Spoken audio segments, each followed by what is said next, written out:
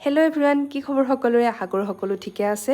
আজি বহুত দিনৰ মূৰত আপোনালোকৰ মাজলৈ এটা মিনি ব্লগ লৈ আহিলোঁ। লাষ্ট উইকত হাজবেণ্ড আৰু মই তেজপুৰ গৈছিলোঁ আৰু তেজপুৰ যাওঁতে বাটতে পাই অহা হালদিবাৰী বুঢ়ীমা মন্দিৰত এখন্তেক ৰৈ সেৱা ল'লোঁ। যিহেতু সেইপিনে পাৰ হৈ আহিলে, তাত নৰৈ আহিলে মনটো কিবা ভাল নালাগে আৰু বাটতে কৰাকচাত সোমাই আমি চাহ আৰু পিজ্জা খালোঁ আৰু ঠিক তেনেদৰে আহি আমি তেজপুৰ পাইছিলোঁ আৰু তেজপুৰ পাই সেইদিনা তাতে আমি অলপ সন্ধিয়া সময়ত ওলাই গৈ বজাৰ সমাৰ কৰি তাতে আমি হোটেল লৈ সেইদিনা থাকিলোঁ আৰু নেক্সট ডে আমি ওলাই গৈছিলোঁ মহাভৈৰৱ মন্দিৰ। যিহেতু নেক্সট ডে মানডে আছিলে, চ' মিলিও গৈছিলে শাওণ মাহ, সেইবাবে মই মহাভৈৰৱ মন্দিৰত গৈ চাকি এগছ দিলোঁ। যিহেতু ভক্তৰ বহু বেছি সমাগম হৈছিলে, সেই পৰিৱেশ দেখি খুব ভাল লাগিলে আৰু ইভিনিং হাজবেণ্ড ফ্ৰী হোৱাৰ পিছতে আমি দুয়ো ওলাই গ'লোঁ তেজপুৰৰ পৰা অলপ আগলৈ থকা এখন ৰিজৰ্টলৈ আৰু ৰিজৰ্টখনৰ নাম আছিলে দ্য কনকা ভিলেজ।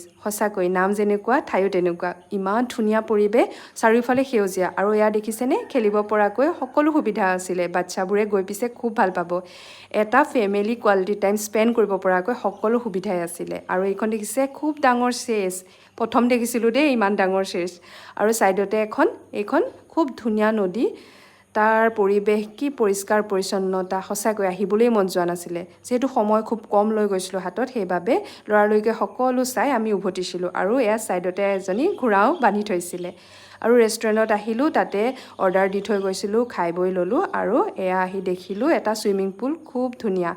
পিছে আমি সেইদিনা তাত বেছি সময় নাথাকিলোঁ, নেক্সট আহিলে ভাবিছোঁ এইবাৰ ষ্টে' কৰিম আৰু এনেদৰে ঘৰলৈ উভতিলোঁ। ভিডিঅ'টো চাই কেনেকুৱা পালে জনাব। আজিলৈ বাই বাই।